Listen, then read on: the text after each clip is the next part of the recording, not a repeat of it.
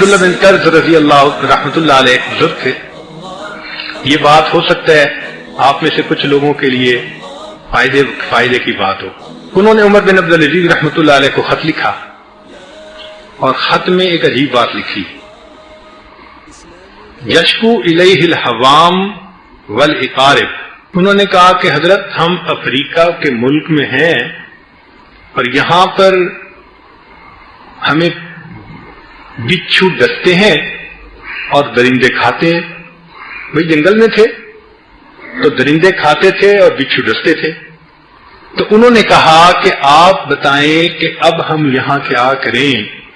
تو پھر عمر بن عبدالعزیز رحمت اللہ علیہ نے خط بھیجا اور اس میں لکھا کہ جتنے لوگ جنگل میں ہیں ان کو چاہیے کہ وہ پڑھیں وَمَا لَنَا أَلَّا نَتَوَكَّلْ عَلَى اللَّهِ.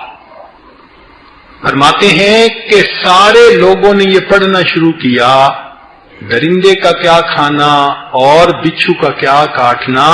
وہ فرماتے ہیں کہ ہمیں پسو بھی نہیں کاٹا کرتے تھے, مچھر بھی نہیں کاٹا کرتے تھے اس آیت کے پڑھنے پر.